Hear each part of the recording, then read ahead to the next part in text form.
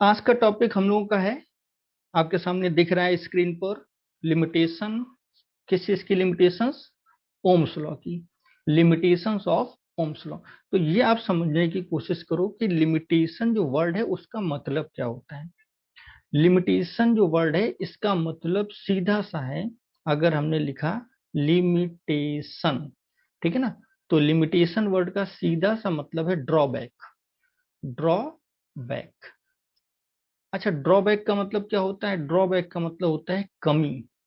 यानी कि कोई भी लॉ है या कोई भी जो है हमारे पास रूल है, ठीक है ना, तो किसी भी रूल की या किसी भी लॉ की कुछ ना कुछ कमी जरूर होती है, या अगर कमी नहीं होती तो शायद इन्वेंशन होने ही बंद हो गए होते। तो उसी तरीके से कूलाम्स लॉ है, तो जो कूलाम्स लॉ है उसके भी कुछ लिमिटेशंस हैं। कौन कौन से लिमिटेशंस हैं अगर हम आपसे डिस्कस करें, तो देखिए सबसे पहला लिमिटेशन हमारे पास जो आपको यहाँ पर स्क्रीन पर दिखाई दे रहा है वो क्या है कि कूलाम्स लॉ जो है that is only that is only for the point charges. यानी कि ये जो लॉ है सिर्फ पॉइंट चार्ज के लिए है। अब इसका क्या मतलब हुआ? इसका मतलब ये हुआ कि अगर हम आपसे कह दें कि यहाँ पर एक पॉइंट चार्ज रखा हुआ है 2 कूलाम, और इससे कुछ डिस्टेंस पे एक रखा हुआ है 4 कूलाम, इसके बीच के डिस्टेंस है 2 मीटर, सपोज ये हमने कहा, ठीक है, और हम कह रहे हैं कि फाइंड द फोर्स, आप इन दोनों के बीच में फोर्स फाइंड करिए। क्वेश्चन समझ में आ रहा है? हमने दो चार्ज दिए, एक 2 कूलाम एक 4 कूलाम, और हमने ये कह दिया कि आप इन दोनों के बीच में फोर्स फाइंड करिए। तो आप कहोगे सर ये तो बहुत आसान सा क्वेश्चन है, डायरेक्ट फॉर्मूला लगाइए, F equal 1/4 pi epsilon nought Q1 Q2 upon r square. तो आपने फार्मूला अप्लाई कर लिया, इसमें वैल्यू रख दी 9 into 10⁹, Q1 that is 2, Q2 that is 4 divided by r square. R कितना था? 2। तो आर का स्क्वायर कितना हो गया? 2 का स्क्वायर यानी कि 4। 4 से 4 cancel, so it is 18 into 10⁹। और इसको आप क्या लिख सकते हैं? 1.8 इंटू 10⁻10 न्यूटन। आंसर आ गया आपका। कितना आसान सा क्वेश्चन था। अब जरा सोचिए, अगर हमने इसी क्वेश्चन को कुछ इस तरीके से दिया होता कि एक रॉड है, ठीक है ना, और इस रॉड पर 2 कूलाम चार्ज है, ठीक, एक रॉड है, उस रॉड पे 2 कूलाम चार्ज है टोटल, यानी कि 2 कूलाम चार्ज दिया गया, क्योंकि रॉड हमारी कंडक्टर की है, तो 2 कूलाम चार्ज यूनिफॉर्मली उसमें क्या हुआ होगा? डिस्ट्रीब्यूट हो जाएगा। और इसके पास एक चार्ज रखा हुआ है 4 कूलाम, इनके बीच की जो डिस्टेंस है वो 2 metre, and find the force F. आप फोर्स निकालिए। तो इन दोनों क्वेश्चन में ये जो फर्स्ट क्वेश्चन आपको दिखाई दे रहा है, इस फर्स्ट क्वेश्चन में, ठीक है ना, इस वाले क्वेश्चन में अगर हम देखें तो ये 2 कूलाम था, ये 4 कूलाम था, दोनों ही पॉइंट चार्ज थे। लेकिन यहाँ पर ये 4 कूलाम जो है ये तो पॉइंट चार्ज है, लेकिन ये जो 2 कूलाम का ये क्या हुआ? ये तो डिस्ट्रीब्यूशन हो गया, ये पॉइंट चार्ज नहीं है, ये क्या है? एक हमारे पास बॉडी है, ठीक है ना, क्योंकि ये बॉडी है, हमारा कंडक्टर है, इसलिए इसमें यूनिफॉर्म क्या हुआ? डिस्ट्रीब्यूशन हो गया।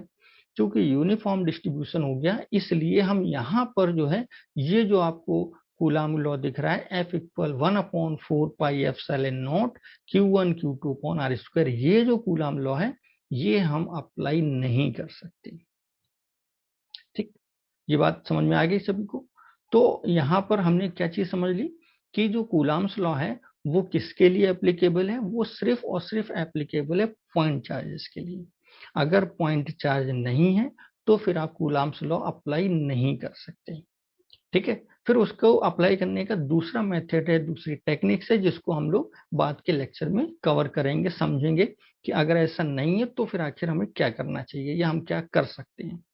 ठीक है, इसमें दूसरी बात क्या कही गई है कि पॉइंट चार्ज का मतलब बताना है, यानी कि पॉइंट चार्ज एक्चुअली में है क्या, कि पॉइंट चार्ज जो होते हैं, if the size of the charges are much smaller than the distance between them. ठीक है, क्या मतलब हुआ? मतलब ये हुआ कि जैसे एक चार्ज यहाँ पर है और दूसरा चार्ज बहुत ज्यादा डिस्टेंस पर यहाँ पर है, तो ये डिस्टेंस सपोज हमारे पास है 100 मीटर, ठीक है, और ये जो चार्ज है ये है 1 माइक्रोकूलम एंड 2 माइक्रोकूलम। तो ये इसका मैग्नीट्यूड क्या है, 1 इंटू 10⁻⁻6। ये क्या लिखा हुआ, 1 इंटू 10⁻⁻6।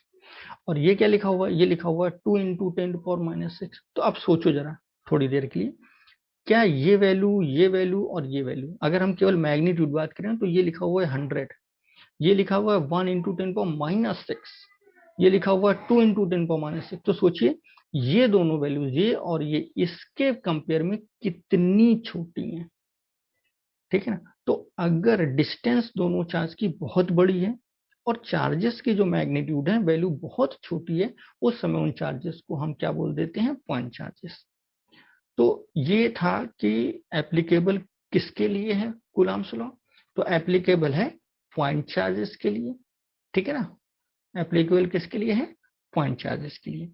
दूसरी बात, पॉइंट चार्जेस क्या है कि अगर R is very very greater than the Q, जो चार्ज का जो मैग्नीट्यूड है उसके कंपेयर में अगर R बहुत ज्यादा बड़ी है तो हम चार्ज को पॉइंट चार्ज की तरीके कंसीडर कर लेते हैं। तो ये दोनों पॉइंट्स आपको समझ में आना चाहिए कि ये कंडीशन है जिसमें हम किसी भी चार्ज को पॉइंट चार्ज मानते हैं, और पॉइंट चार्ज जब होता है तभी कूलम्ब्स लॉ एप्लीकेबल होता है, नहीं तो नहीं होता है। ठीक, चलिए बहुत बढ़िया भाई, ये चीज आपको समझ में आ गई। अब इसके आगे जो सेकेंड लिमिटेशन है उसको हम लोग देखेंगे कि भाई सेकेंड लिमिटेशन क्या है। तो जो सेकेंड लिमिटेशन हमारे पास है वो क्या कहती है, अगर हम आपसे उसके बारे में डिस्कस करना चाहें या बताना चाहें कि सेकेंड लिमिटेशन क्या है या उसका मतलब पर्पस क्या है, वो क्या बताना चाह रही है, तो उसमें आप देख सकते हैं क्या लिखा हुआ है सेकेंड लिमिटेशन के लिए। सेकेंड लिमिटेशन में क्लियर लिखा हुआ है, does not hold with in the nucleus. और ये बात अगर आपको याद है तो जब मैंने कूलम्ब्स लॉ स्टार्ट किया था उस समय ही हमने आपको क्लियर कर दिया था कि 10⁻⁻10 मीटर ये वो मिनिमम डिस्टेंस है, ठीक है ना, जिस पर कूलम्ब्स लॉ एप्लीकेबल है। लेकिन इससे कम डिस्टेंस यानी कि 10⁻15 मीटर, इस डिस्टेंस पर कूलम्ब्स लॉ एप्लीकेबल नहीं है। अगर आपको याद है तो मैं एक बार फिर से बता दूं, मैंने आपको बताया था कि इस तरीके से एक हमारे पास एटम की कोई ऑर्बिट है और ये इसका न्यूक्लियस है, ये कोई दूसरा एटम है और उसका ये न्यूक्लियस है, ध्यान समझेंगे, ठीक है। इसका प्रोटॉन है, इसका न्यूट्रॉन है, इसका भी अपना प्रोटॉन है, इसका अपना न्यूट्रॉन है, इसके अपने इलेक्ट्रॉन है और इसके भी अपने इलेक्ट्रॉन्स हैं, ठीक है, ये बात समझ में आ रही होगी। तो यहां पर देखा जाए तो ये इस एटम से इस एटम तक की जो डिस्टेंस है इसको हम बोलते हैं inter atomic distance, inter atomic distance, ठीक है। अगर मॉलिक्यूल्स हैं तो क्या बोलेंगे, इंटर मॉलिकुलर डिस्टेंस। तो इंटर एटॉमिक डिस्टेंस या इंटर मॉलिकुलर डिस्टेंस। हमने आपको यह भी बताया कि जो न्यूक्लियस से और ये यानी कि इसे हम बोलते हैं रेडियस ऑफ एटम, वो 10⁻⁻10 मीटर के ऑर्डर की होती है, ठीक। तो जाहिर सी बात है जो इंटर एटॉमिक डिस्टेंस है that must be greater than 10⁻10 metre. तो जो इंटर एटॉमिक डिस्टेंस होती है उसमें कूलम्ब्स लॉ एप्लीकेबल होता है, ठीक। लेकिन अगर हमारे पास हम बात करें proton and neutrons, proton and nucleus, लेकिन कैसे, with in the nucleus, with in the nucleus. अगर न्यूक्लियस के अंदर मतलब कौन से, ये वाले जो आपको यहाँ दिखाई दे रहे हैं, ये वाले जो ये न्यूक्लियस है और इस न्यूक्लियस के अंदर ये प्रोटॉन ये न्यूट्रॉन, ये इसे क्या बोलेंगे कि proton and neutron with in the nucleus. तो अब विद इन द न्यूक्लियस है, इसका मतलब ये 10⁻15 मीटर से कम डिस्टेंस पर है, और अगर डिस्टेंस 10⁻15 मीटर से कम है तो उस कंडीशन में कूलम्ब्स लॉ एप्लीकेबल नहीं है, यानी कि इस पेयर के लिए कूलम्ब्स लॉ एप्लीकेबल नहीं है। लेकिन अगर हम आपसे कहें, क्या कहें कि आप इस न्यूट्रॉन से इस प्रोटॉन के बीच में फोर्स निकालिए, तो आप निकाल लेंगे। क्योंकि ये वाला न्यूट्रॉन और ये वाला प्रोटॉन, ठीक है ना, अगर हम फिर से आपको दिखा दें, अगर इस न्यूट्रॉन से हम इस प्रोटॉन की डिस्टेंस आपको दिखाना चाहते हैं, ठीक है, कि ये एक न्यूट्रॉन है, ये न्यूट्रॉन है, या ये न्यूट्रॉन है, ये प्रोटॉन है, तो यहां से और यहां तक की जो डिस्टेंस है वो कहीं ना कहीं 10⁻⁻10 मीटर से ज्यादा है, और उस कंडीशन में हमारा जो कूलाम्स लॉ है वो एप्लीकेबल है।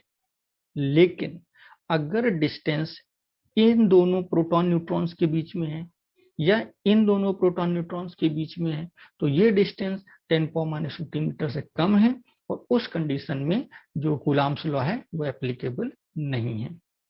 तो ये था हमारा सेकेंड पॉस्टुलेट, या हम कह सकते हैं कि सेकेंड स्टेटमेंट, जिसमें कि हमारी ये जो कूलाम्स लॉ है वो वैलिड नहीं है, ठीक है, वैलिड नहीं है। अब अगर वैलिड नहीं है तो हम क्या करें, ठीक है ना, तो उस कंडीशन में हमारे डिफरेंट डिफरेंट कुछ एजप्शंस हो जाते हैं, यानी वहां पे नए नए लॉज एप्लीकेबल हो जाते हैं। चलिए अब आगे बढ़ते हैं हम। थर्ड जो एजप्शन है, जो जो थर्ड हमारे पास ड्रॉबैक्स है, या थर्ड लिमिटेशन है, या थर्ड ऐसा स्टेटमेंट जिस स्टेटमेंट से ये क्लियर होता है कि कहाँ पर कूलाम्स लॉ एप्लीकेबल नहीं है। तो देखिए भाई, शुरू करते हैं। थर्ड स्टेटमेंट आपके सामने एकदम क्लियर लिखा हुआ है। क्या लिखा है कि coulombs law holds only for, ये सबसे इंपॉर्टेंट है, only for charge at rest, यानी कि चार्ज अगर रेस्ट पे होगा, उसी कंडीशन में, अगर चार्ज किस में होगा, रेस्ट पर, तो अगर चार्ज रेस्ट पर होगा उसी कंडीशन में आप ये कह सकते हैं कि जो कूलाम्स लॉ है वो एप्लीकेबल है। मतलब जो हमने आपको एग्जांपल दिया था, यहाँ पर दो चार्ज थे, एक 2 कूलाम का था, एक 4 कूलाम का था, इनके बीच की डिस्टेंस हमने 2 मीटर ले रखी थी, इस तरीके हमने एग्जांपल क्रिएट किया था, ठीक है ना। तो इसमें ये दोनों ही चार्ज, चाहे वो 2 कूलाम का रहा हो या 4 कूलाम का, वो किस पोजीशन में थे, रेस्ट पोजीशन में थे। ये बात समझ में हमें आनी चाहिए, क्योंकि अगर इन दोनों में से कोई भी मोशन में आ गया, 2 कूलाम 4 कूलाम में से कोई भी अगर मोशन में आ गया, तो उस कंडीशन में ये जो हमारा कूलाम्स लॉ है वो एप्लीकेबल नहीं होगा। ये बात एकदम क्लियर है। तो ये था हमारा लिमिटेशन ऑफ ओम्स लॉ। तो आई होप कि लिमिटेशन ऑफ ओम्स लॉ अगर कभी भी आपसे कोई पूछता है तो आप बहुत अच्छे से समझा भी लेंगे और उसे बता भी देंगे कि ओम्स लॉ एक्चुअली में ओम्स लॉ क्या है और ओम्स लॉ की लिमिटेशंस क्या है, ओम्स लॉ कहाँ पर एप्लीकेबल नहीं है। ठीक है, बहुत बढ़िया। ओम्स लॉ हमने समझ लिया। ओम्स लॉ समझने के बाद ये भी समझ लिया कि ओम्स लॉ कहाँ पर एप्लीकेबल नहीं होता है। ठीक है ना, ऐसी कौन कौन सी कंडीशंस है जहां पर ओम्स लॉ एप्लीकेबल नहीं है। अब हम आगे बढ़ेंगे और नेक्स्ट टॉपिक है, कौन सा है, रिलेटिव परमिटिविटी। नेक्स्ट टॉपिक जो आपको दिखाई दे रहा है वो है रिलेटिव परमिटिविटी। यहां पर एक चीज हम आपसे बिल्कुल एकदम क्लियर बताना चाहेंगे कि एकदम से कूलाम्स लॉ आया, फिर कूलाम्स लॉ के बाद हमने देख लिया कूलाम्स लॉ कहाँ नहीं लगता है, फिर एकदम से रिलेटिव परमिटिविटी हम क्यों पढ़ रहे हैं, या ऐसी कौन सी नीड आ गई जिसमें हमें इसको पढ़ना पड़ रहा है। तो वो रीजन ये है कि जब हम बात करते हैं फोर्स की, ठीक, जब हम फोर्स की बात करते हैं तो आपको याद होगा कि फोर्स का फॉर्मूला हमने बताया कि 1/4πε0 Q1 Q2 अपॉन R²। ये एक फार्मूला फोर्स का है। ये फोर्स लगता है दो चार्जेस Q1 और Q2 के बीच में, जिनके बीच की डिस्टेंस होती है R। ठीक है, ये दोनों चार्ज रेस्ट पोजीशन पे होते हैं। ठीक, यहाँ पर जो ये ε0 है, इसके बारे में हमने आपको बता रखा है पहले ही, इसको हम बोलते हैं परमिटिविटी।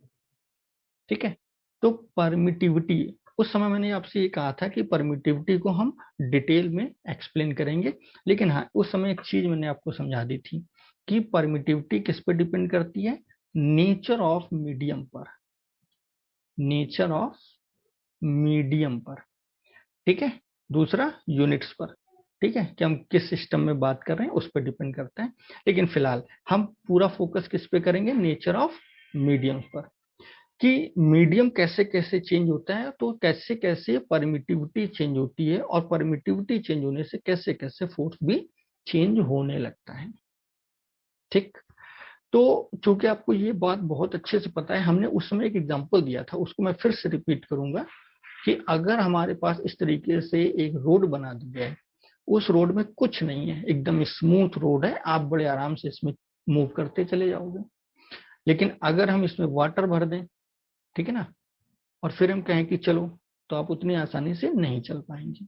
अगर हम इसमें हनी डाल दें, फिर कहें कि आप चलो, तो शायद आप बिल्कुल ही नहीं चल पाएंगे। ठीक है ना, तो यहाँ पर जैसे हमने विस्कोसिटी का रोल देखा, ठीक है ना, विस्कसिटी का रोल देखा कि विस्कस मटेरियल होता है, कोई भी लिक्विड होता है, जितना विस्कस होता है उतना वो अपोजिंग फोर्स लगाता है। तो बेसिकली विस्कोसिटी भी कहीं ना कहीं एक अपोजिंग फोर्स को ही तो रिप्रेजेंट कर रहा है। तो यहाँ पर जो फोर्स है, उस फोर्स पर भी हम कह सकते हैं कि परमिटिविटी जो कि नेचर ऑफ मीडियम पर डिपेंड कर रही है, इसका मतलब है कि फोर्स भी मीडियम पर डिपेंड करेगा। अब देखिए यहां पर समझने वाली बात यह है, फोर्स जो है वो परमिटिविटी पर डिपेंड कर रहा है, यानी कि मीडियम पर डिपेंड कर रहा है। तो मीडियम जो है, बहुत सारे मीडियम है, हजारों मीडियम है। यहां पर हम मैकेनिक्स का एक एग्जांपल, बहुत फेमस एग्जांपल है, हम आपको देना चाहेंगे। जैसे कि आपसे कोई पूछे कि बताइए आपका घर कितने डिस्टेंस पर है, और आपका आंसर है 4 किलोमीटर। आपने बता दिया मेरा घर 4 किलोमीटर है, तो ये अंडरस्टूड बात है कि आप जिस जगह खड़े हुए हैं, आपने उससे रिलेट करके 4 किलोमीटर बता दिया है। फॉर एग्जाम्पल, अगर मान लेते हैं कि ये प्लेस है हमारा शिकोहाबाद, ठीक है, और ये प्लेस है हमारा आगरा, ठीक है। अब किसी शिकोहाबाद वाले व्यक्ति से अगर हम पूछते हैं, ठीक है ना, कि आगरा की डिस्टेंस बताइए, तो सिंपल वो बोल देगा अरे कुछ नहीं, 80 किलोमीटर है। भाई वो सही कह रहा है। लेकिन अगर यही पर्सन कानपुर में बैठा हो, ठीक है, और फिर उससे पूछा जाए कि बताइए आगरा की डिस्टेंस कितनी है, ठीक है ना, तो वो शायद बताएगा कि अप्रोक्स 300 किलोमीटर के आसपास है। तो क्या आगरा ज्यादा दूर हो गया क्या? आगरा खसक गया अपनी जगह से, पहले 80 पे था, अब 300 पे हो गया? नहीं, आगरा भी वही है, सिकोहाबाद भी वही है, कानपुर भी वही है, सब चीजें अपनी जगह पर हैं, लेकिन देखने वाले की पोजीशन चेंज हो रही है। वही काम यहाँ पर, क्योंकि परमिटिविटी जो है वो मीडियम को रिप्रेजेंट करती है, तो वो किसी ना किसी के रिलेशन में होगी, इसीलिए हम उसको बोलते हैं रिलेटिव परमिटिविटी। अब बात यह है कि किसके रिलेशन में होगी, तो बस इतनी सी बात हमें समझ लेनी, किसके रिलेशन में होगी। तो अगर हमारा एक मीडियम है एयर, समझे बात को, ये हमने दो चार्ज लिए, पहला चार्ज लिया Q1, दूसरा चार्ज लिया Q2, इनके बीच की डिस्टेंस है R, और ये कहां पर है? एयर। सेकेंड टाइम हमने क्या किया कि हमने फिर से यही दोनों चार्ज, यानी कि Q1 की वैल्यू चेंज नहीं की, Q2 की वैल्यू चेंज नहीं की, इनके बीच की जो डिस्टेंस R थी वो भी चेंज नहीं की, लेकिन इस बार हमने कोई मीडियम ले लिया है दूसरा। हम इसको फिलहाल अभी मीडियम ही बोल देते हैं, ठीक है। कोई भी मीडियम हो सकता है, वाटर हो सकता है आपका, या वाट एवर है, कोई भी लिक्विड या किसी तरीके कोई मीडियम, ठीक है। एक क्या है एयर, दूसरा क्या है कोई भी मीडियम है। तो इस मीडियम को जब हम एयर के रिस्पेक्ट में रिप्रेजेंट करेंगे या डिफाइन करेंगे, तो हम उसको बोलेंगे रिलेटिव परमिटिविटी। अब क्वेश्चन ये कि कैसे डिफाइन करेंगे, तो देखिए कैसे डिफाइन करेंगे। सबसे पहले हम एयर में फोर्स निकाल लेंगे, तो फोर्स का फॉर्मूला आपको पता है, 1/4πε0 Q1 Q2 अपॉन R²। ये फॉर्मूला किस में हो गया? एयर के लिए, इस कंडीशन में। अगर इस कंडीशन में फॉर्मूला लगाए तो F इक्वल क्या हो गया? 1/4π। अब जो यहाँ पर एप्सिलॉन था ना, वहां पर एप्सिलॉन आएगा। ये जो एप्सिलॉन है ना, ये मीडियम है, और किसके रिस्पेक्ट में है? एयर के रिस्पेक्ट में है। ये हो गया Q1 Q2 अपॉन R²। जाहिर सी बात है एयर में फोर्स अलग होगा, मीडियम में फोर्स अलग होगा, तो इसको हम बोल देते हैं F0, क्योंकि ये कहाँ एयर में और ये मीडियम में है, तो इसको बोल देते हैं FM। Force in any medium. अगर हम इन दोनों इक्वेशन को आपस में डिवाइड कर देते हैं, इसको इक्वेशन फर्स्ट और इसको इक्वेशन सेकंड मान करके, तो आप देख सकते हैं इस तरीके से आपको ये एक रिजल्ट मिलता है सॉल्व करने पर। यहाँ पर जो E है, ठीक है ना, E R, that is E upon E not, यानी कि एप्सिलॉन अपॉन एप्सिलॉन नॉट। तो जो एप्सिलॉन है ये क्या है, ये है परमिटिविटी। परमिटिविटी किसमें, परमिटिविटी इन मीडियम, किसी मीडियम में परमिटिविटी। एप्सिलॉन नॉट क्या है, ये भी परमिटिविटी है, परमिटिविटी इन एयर। ये परमिटिविटी कहाँ है, एयर में।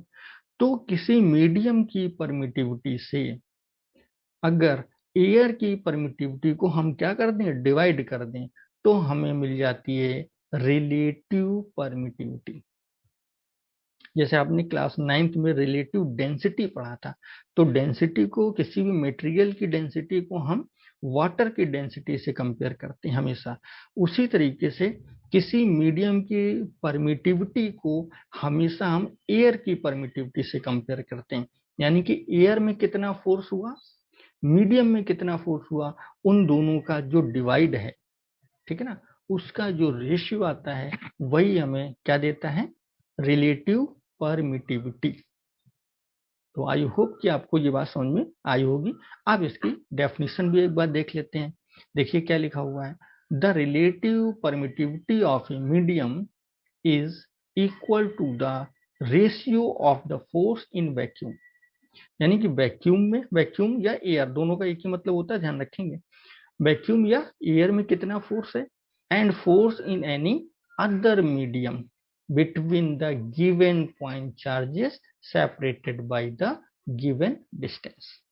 यानी कि वही चार्ज उतनी ही डिस्टेंस पर एयर में रखे हैं, वही चार्ज उतनी डिस्टेंस पर किसी मीडियम में रखे हैं, दोनों फोर्स का जो रेशियो आ जाएगा, ठीक है ना, वही हमारा क्या दे देगा, रिलेटिव परमिटिविटी।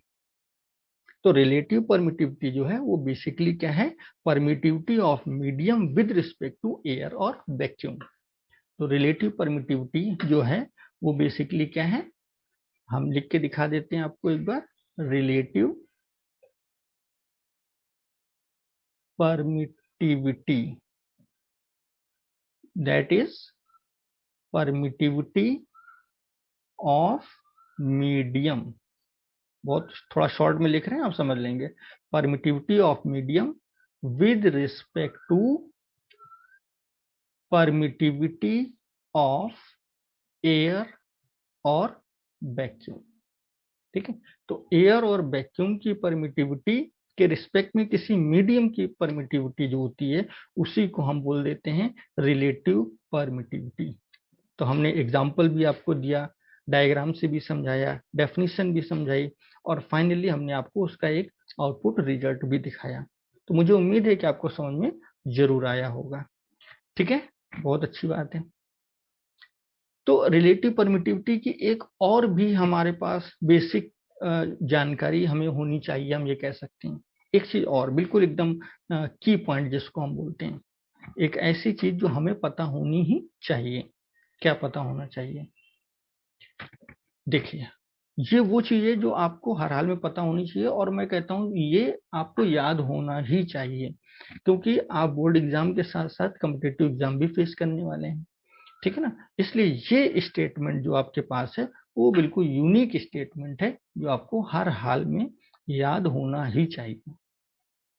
क्या स्टेटमेंट है, relative permittivity is also equal to the dielectric constant K of the medium। यानी कि कभी कभी कहीं कहीं पर वो रिलेटिव परमिटिविटी वर्ड यूज नहीं करते हैं, बुक्स में लिखा होता है डाइलेक्ट्रिक कांस्टेंट, डाइलेक्ट्रिक कांस्टेंट, तो बच्चा कंफ्यूज रहता है कि डाइलेक्ट्रिक कांस्टेंट तो पढ़ा ही नहीं गया कि होता क्या है। तो अगर कहीं पर भी आप डाइलेक्ट्रिक कांस्टेंट लिखा देखें, यानी कि के क्या है, डाइलेक्ट्रिक कांस्टेंट, तो आप समझ जाएंगे कि वो हमारा क्या है, रिलेटिव परमिटिविटी ही है। तो रिलेटिव परमिटिविटी बोला जाए या डाइलेक्ट्रिक कांस्टेंट बोला जाए, दोनों का एक ही मतलब होता है। ये सिर्फ आपको कंफ्यूज करने के लिए ऐसा बुक्स वगैरह में दिया जाता है, या आपके बोर्ड एग्जाम में पूछा जाता है। रिलेटिव परमिटिविटी कभी दे देते हैं, कभी वो डाइलेक्ट्रिक कांस्टेंट दे देते हैं, अब बच्चा कंफ्यूज हो जाता है। रिलेटिव परमिटिविटी वाला अगर डाइलेक्ट्रिक कांस्टेंट नहीं जानता तो वो भूल जाता है, डाइलेक्ट्रिक कांस्टेंट वाला अगर रिलेटिव परमिटिविटी को नहीं जानता तो भूल जाता है। जबकि कायदे में देखा जाए तो दो चीजें नहीं है, दोनों एक ही है। ठीक है, तो इस बात पे आप कंफ्यूज नहीं होंगे। हमने दो वैल्यूज लिख रखी हैं। पहला है वैक्यूम, वैक्यूम या एयर के लिए रिलेटिव परमिटिविटी या डाइलेक्ट्रिक कांस्टेंट की वैल्यू 1 होती है, जो आपको याद होनी चाहिए। हर हाल में कोई भी कंडीशन हो जाए आपको याद होना चाहिए। दूसरी बात मेटल्स, मेटल के लिए अगर कभी भी कोई भी कहीं भी किसी भी क्वेश्चन में दिया है मेटल्स डाइलेक्ट्रिक कांस्टेंट बोले इन्फिनिट, तो मेटल के लिए डाइलेक्ट्रिक कांस्टेंट इन्फिनिट होता है। अब देखिए यहां पर आपको चमत्कार दिखाए हम, 1/4πε0 Q1 Q2 upon r square. आप समझ गए ये फोर्स किस में है, एयर में है या वैक्यूम में है। 1/4πK ε0 Q1 Q2 upon r square. आप समझ गए ये फोर्स किस में है, मीडियम में है, क्योंकि हमने के एप्सिलॉन नॉट लिखा है। कैसे लिख दिया आप समझ गए, फिर से मैं बता दूं, epsilon r that is epsilon upon epsilon naught, तो epsilon that is equal to epsilon naught into epsilon r, और जो एप्सिलॉन आर है वही तो के है, तो एप्सिलॉन नॉट इनटू के that is epsilon, and epsilon is the permittivity in medium, permittivity in medium. तो ये मीडियम है तो यहां पर क्या होगा के एप्सिलॉन नॉट। ठीक है, देखिए एक चीज हम बताएं आपको, अगर हम मान लें कि जो मीडियम है ये मेटल है, क्या है मेटल, जैसे ही हमने मेटल कहा आपने के की वैल्यू क्या रख दी इन्फिनिट, और आपको पता है कि इन्फिनिट का किसी में भी डिवाइड किया जाए आंसर क्या आता है जीरो, तो मेटल के केस में फोर्स क्या हो गया जीरो। देखिए यूनिक रिजल्ट निकल के आ गया। ठीक है, यानी कि मेटल अगर है तो कोई भी फोर्स वो अप्लाई नहीं करेगा। ठीक, क्यों, क्योंकि उसका जो डाइलेक्ट्रिक कांस्टेंट है वो क्या है जीरो है। तो ये एक यूनिक फीचर है इस डाइलेक्ट्रिक कांस्टेंट का या रिलेटिव परमिटिविटी का, या फिर हम आपको कहें इफेक्ट ऑफ मीडियम का। मीडियम का क्या इफेक्ट होता है या मीडियम से कैसे कैसे फोर्स चेंज होता है, एक मीडियम से दूसरे मीडियम में अगर उसी सिस्टम को रख दिया जाए तो फोर्स में क्या इम्पैक्ट आ जाएगा, ये चीज हम जान सकते हैं। हम एक बहुत ही शॉर्टकट तरीका आपको बता देते हैं, ठीक है ना, वो क्या है कि F is inversely proportional to K, यानी कि किसी भी मटेरियल का, कोई भी मटेरियल है अगर उसका K जैसे जैसे बढ़ेगा, डाइलेक्ट्रिक कांस्टेंट जैसे जैसे बढ़ेगा, फोर्स वैसे वैसे क्या होता जाएगा, कम होता जाएगा। इसको हम आपको एग्जांपल भी बना के दिखाते हैं। मान लेते हैं कि हमारे पास दो सिस्टम, दो चार्जेस हैं Q1 Q2, इनके बीच की डिस्टेंस है r, और हमारे पास इस तरीके से दो तीन सिस्टम है, ध्यान समझेंगे, एक दो और ये तीन, हमने तीन सिस्टम दिए हैं। हम मान रहे हैं कि इसका K2 है, इसका K है 6 और इसका K है 81। इस तरीके से हमने तीन मीडियम लिए हैं, तीनों मीडियम का अलग अलग K दे रखे हैं। तो आप तुरंत समझ जाएंगे कि फोर्स, अगर इसका फोर्स F1 है, इसका फोर्स F2 है और इसका फोर्स F3 है, तो जिसका फोर्स जितना ज्यादा, के जितना ज्यादा फोर्स उतना ही कम, तो यहाँ पर के किसका सबसे ज्यादा है, इसका, तो ये फोर्स क्या होगा सबसे कम, तो F3 will be the least force among the F2 among the F1। तो सबसे स्ट्रॉन्ग फोर्स किस में होगा, F1 में, और सबसे कम फोर्स किस में होगा, F3 में। अगर हम इस सिस्टम को एक 1 बाय 1 पहले इस मीडियम में रखें, फिर इसमें रखें और फिर इसमें रखें, तो ये बात हमें यहाँ पर समझ में आनी थी। आई होप कि आपको समझ में भी आया होगा, बहुत अच्छे से समझ में आया होगा, ठीक है ना। क्योंकि देखिए किसी चीज को मैं डिफरेंट डिफरेंट तरीके से आपको समझाने की कोशिश करता हूँ, डायग्राम से अलग समझाता हूँ, स्टेटमेंट से अलग समझाता हूँ, वैल्यूज वाइज अलग समझाता हूँ, और हल्का सा न्यूमेरिकल टच भी देने की कोशिश करता हूँ। तब कहीं जा करके मैं आपका मानता हूँ कि मैंने आपका एक टॉपिक या एक हेडिंग छोटी सी कंप्लीट कर दी है। क्योंकि मेरे पढ़ाने के बाद भी अगर आपको कोई डाउट रह जाए तो फिर वो सही नहीं है। तो किसी प्रकार का कोई डाउट अब आप सामने नहीं रहना चाहिए। ठीक है, चलिए बहुत बढ़िया भाई, बहुत अच्छी बात है।